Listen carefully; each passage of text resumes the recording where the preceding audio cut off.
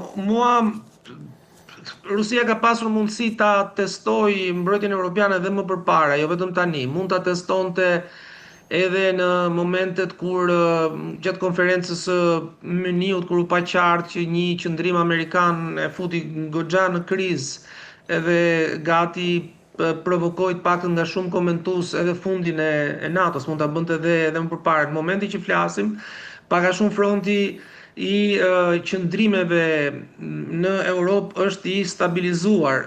Ajo që mund të bënte dhe që mua më vjen pak habi në këto momente ishte që një provokim i Polonisë do të përkthehej në një lloj rritje të opinionit të brendshëm, pra një lloj konsolidimit të opinionit të brendshëm polak në funksion antirus. Mos harrojmë që me ardhjen e presidentit të ri polak, me zgjedhjen e presidentit të ri polak Nawrocki, ai ka qenë relativisht kritik në disa çështje për sa i përket Ukrainës, në disa çështje për sa i përket emigracionit të Ukrainës, në disa çështje për sa i përket edhe vet asistencës që Polonia mund t'i japë Ukrainës. Ka qenë natyrisht kritika jo fort të solide, por që i bëjnë eko dhe deri diku një lloj opinioni publik polak që ka edhe një dozë edhe lodhje me konfliktin. Megjithatë kjo e konsolidon pak a shumë, natyrisht që efektet janë problematike, edhe për diçka tjetër, sepse sot ti kundërvihesh të dronëve me mbrojtje kundërajrore është tmerrsisht e kushtueshme, pra nuk ka kundërpërgjigje të cilat i përgjigjen edhe nga pikpamja ekonomike sulmit që të bëhet me dron. Tash nuk mund pretendosh të ngresh një avion në F-16 i cili kushton nuk e di se sa $1000 pra në fluturim për të goditur një dron Shahid i cili bën $2-3.000 në rastin më të mirë. Teknologjia e dronëve sot po përdoret deri diku si ajo që vite përpara ose deri tashti ka qenë edhe frika e madhe e perëndimit, pra ajo që bomba e pisët. Një material radioaktiv i cili aktivizohet, nuk ka nevojë për bombë bërthamore, por që shkakton dëme të pariparueshme. Dronët sot janë ekuivalenti bombës pisët, e cila nuk është përdorur ndonjëherë, po sot mund të përdoren si nga cili do vend. Pra, nga njëri krah kemi një lloj gapi teknologjik gjigant mes vendeve të cilat kanë më tepër mundësi financiare dhe atyre që janë më të varfra për të përftuar teknologji ushtarake, por në krahun tjetër vetë teknologjia e dronëve bën shumë më problematike situatën e mbrojtjes. Dhe në një farë mënyre dronët mund të përdoren edhe si forma provokimi, por duhet parë edhe cili është kundërreagimi. Me sa kam kuptuar, rusët e dinë që nuk ka kundërreagime nga ana e vendeve të NATO-s, të cilat janë koshente që nuk duan ta zgjerojnë konfliktin. Pra nuk do të ketë aktivizimin nenit 4, pra mbledhja konsultative apo neni 5, pastaj konsiderimi i sulmit ndaj gjithë aleancës në këtë rast, po them, me disa sulme dronësh anësore. Nuk e besoj përderisa nuk ka pasur goditje në objektiva sensitiv. Po mos harro që Polonia është subjekt edhe sot e kësaj dite që flasim e sulmeve apo e sabotimeve të ndryshme, të cilat kanë ndodhur në infrastruktura civile, qoftë edhe në rrjete supermarketesh me zjarrvënie etj. Dhe dihet që të paktën shërbimi inteligjent polak e kupton shumë mirë që brenda në Poloni ekzistojnë grupime të financuara ose agjenturë ruse e cila operon në këtë lloj konteksti, pra në kontekstin e tentativës për të krijuar sa më tepër kaos e destabilitet. Natyrisht jo me në një prodhueshmëri ose me një sukses të lartë. Por unë nuk e besoj që dronët të bëhen problem, sako që nuk goditen objektiva ushtarak të qëndësishëm. Testohen mbrojtjet kundërajrore të një vendi nga një vend oponent, testohen vazhdimisht, mjafton që të gjesh një faqe internetit specializuar që të tregon invazionin e hapësirave ajrore nga avion ushtarak të njërit vend apo tjetrit, Rusis ndaj Rumanis apo vendeve të tjera. Kështu këto janë pjesë, por problemi i dronëve është që le të paktën një gjurmë konkrete. Në Poloni janë gjetur jo vetëm pjesë droni shahid, por edhe ato të quhen drone dekoj ose drone imitues që imitojnë format e shahidëve dhe që çohen përpara për të provokuar mbrojtjen kundërajrore apo për të zbuluar vendosjen e mbrojtjes kundërajrore që më pas të goditet nga artilleria apo nga forma të tjera. Dronët shahid janë dronët e Iranit, të prodhuar në Iran, prodhim iranian. Nuk janë dronë të prodhuar në Iran, tashmë prodhohen nga Rusia, kanë një emër tjetër, po baza është droni shahid. Mirë.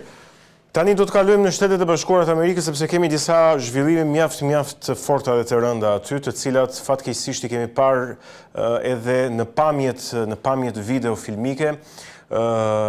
Mbrëm me orën e Shqipërisë, po sigurisht në Shtetet e Bashkuara ishte diku pas dreke, u vra në një takim publik një aktivist mjaft i njohur amerikan, Charlie Kirk, në Utah, në mos gaboj, ndërkaq po ashtu edhe ditën e dieshme u përhap masivisht edhe një video e ekzekutimit publik e vrasje në një metro në Charlotte të Shteteve të Bashkuara të Amerikës të vajzës ukrainase që unë kam mbas kuriozitim në ekran. Ajo që unë duhet të pyes Kledi është çfarë po ndodh në Shtetet e Bashkuara të Amerikës? Është pranë ky vend konfliktit civil? Ngjarje mjaft të rënda. Po e theksoj edhe një herë për ta kuptuar dhe ata që na dëgjojnë, ekzekutime publike. Çështja e parë është në Shtetet e Bashkuara të Amerikës qarkullojnë lirisht armët, dhe kjo është problem shumë i madh. E dyta është që ka një kulturë konfrontimi politik që është bërë shumë problematike duke filluar që nga vitet 70 e tutje, sidomos nga e djatha konservatore, për të ardhur më pas tek Trumpi, por edhe president tjerë duke filluar që nga, sidomos nga George Bush, i emëtuti apo kandidat për president nga e djatha, i kanë fryrë zjarrit të një lloj ekstremizmi në ligjërimin politik. Shto këtu dhe një tentativ nga një bazë e të majtës liberale për të prodhuar po kështu një lloj gjuhë dhune edhe urrejtje mbi temat si racizmi, dekolonializimi e kështu me radhë. Është një miks shumë i vështirë për të arritur një lloj ekuilibri. Kjo i dedikohet në një farë mënyrë edhe sistemit politik amerikan, i cili bazohet mbi konfrontimin mes kandidatëve. Dhe dashje pa dashje që kandidatët duhet kalojnë në pozicione ekstreme për të arritur për të mbledhur një konsensus politik të qëndrueshëm. Kjo ka një klimë nga e cila ne menduam që kishim shpëtuar në vitet 70, por në historinë politike, duke u nisë që nga fillimet e shekullit kaluar, ka faza mobilizimi politik, të cilat mobilizojnë publikun në gjerë dhe i vendosin në kampe antagoniste pa në një shpresë zhvillimi. Kështu u zhvillua dhe debati mbas luftës parë botërore, fashizmi, komunizmi etj. Ra mbas luftës dytë botërore, fillojnë vitet 60-70 me çështje të ndryshme, u kulmoi diku nga mesi i viteve 70 me lëvizjet qytetare, me terrorizmin e kuq etj. Ra mbas viteve 90, ku shoqëria gjeti një farë paqëtimi, ka rifilluar prap në kuadrin e ekstremizmave me natyrë, natyrisht në kuptimin ligjërimor, me ekstremizma të natyrës fetare apo me çështje identitare. Dhe natyrisht kjo është një pjesë e këtij amalgami i cili shpesh çon edhe në gjeste të tilla ekstreme. Unë besoj që ky është gjesti një personi të veçantë, jo një grupi të strukturuar. Sa i përket vrasjes që ndodhi në Charlotte, edhe aty debati. Presidenti Trump ka kërkuar dënime vdekje për autorin e asaj ngjarje.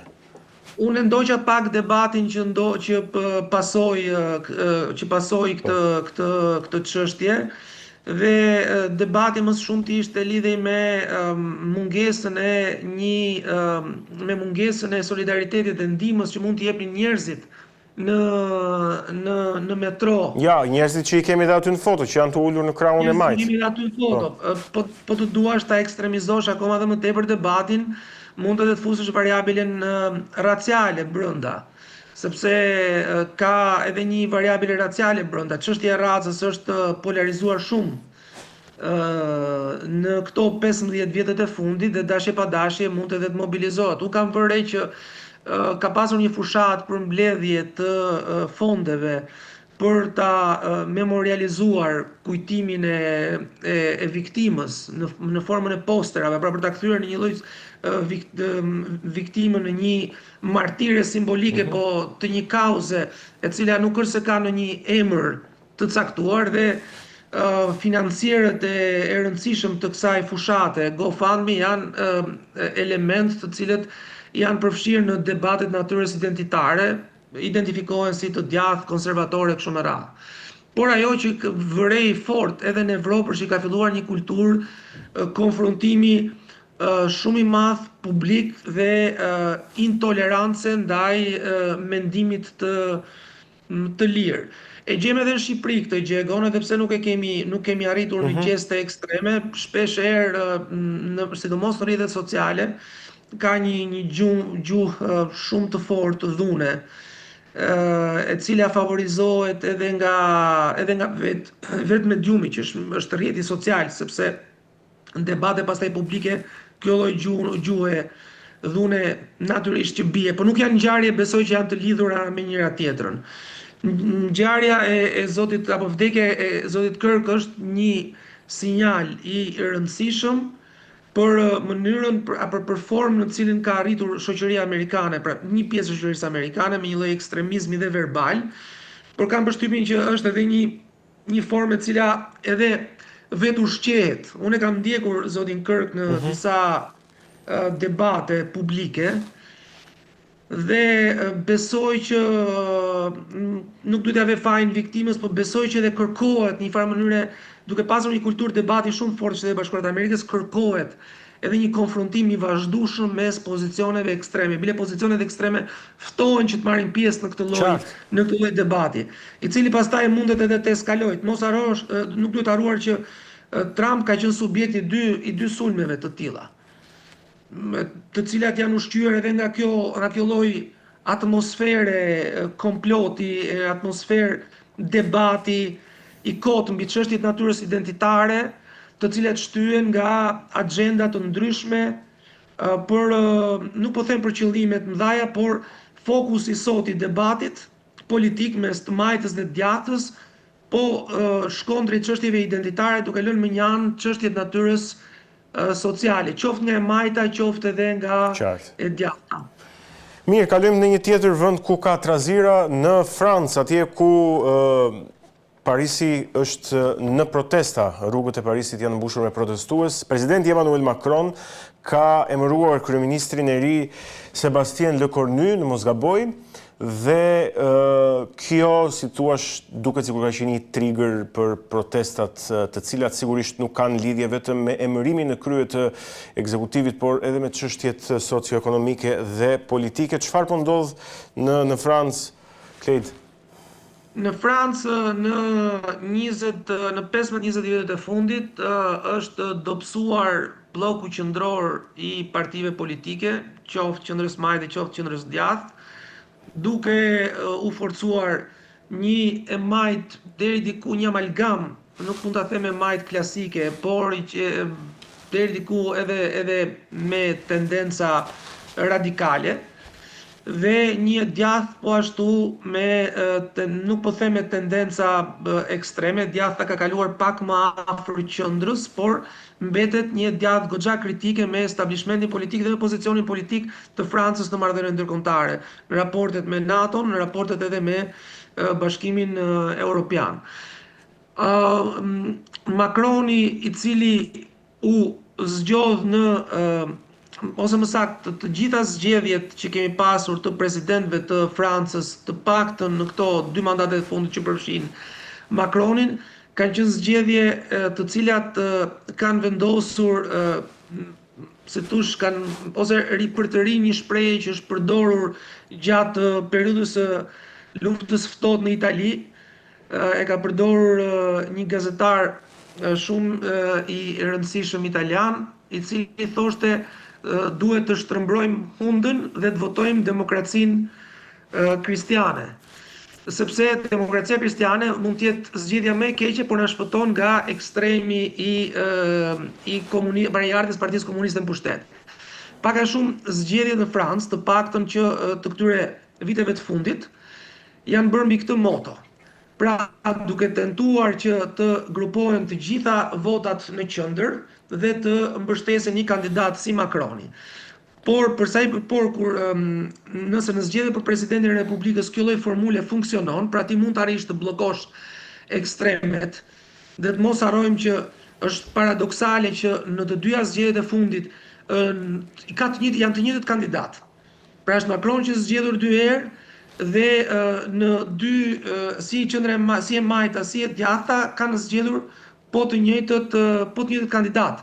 Dhe ka gjasa që të paktën e majta dhe e djatha të ripropozojnë në zgjedhjet e tjera po të njëjtët kandidat, duke na treguar që janë parti politike të cilat natyrisht që e kundërshtojnë gjithë sistemin makronian ose të bërit politik në logjikën makroniane, por që në një farë mënyre këto janë konflikte që ripropozojnë edhe nga sistemi. Në Francë ka një sistem gjysmë presidencial, me një president republikës zgjedhur nga populli, një parlament zgjedhur nga populli dhe një kryeministër i cili duhet ketë mbështetjen e parlamentit, por edhe mbështetjen e presidentit të Republikës. Por kur s'ka një majorancë parlamentare brenda parlamentit, pra një majorancë solide, atëherë vlen mbështetja e presidentit të Republikës, gjë që e frustron edhe i frustron raportet politike. Dhe kjo ka qenë tentativa në vitet 50 e Francës për të arritur një lloj stabiliteti politik. Pra të kalon nga një sistem thelbësisht parlamentar në një sistem gjysmë presidencial. Por me sa duket janë mekanizma të cilat vlejnë në kohë paqeje sociale dhe jo në kohë konflikti të brendshëm.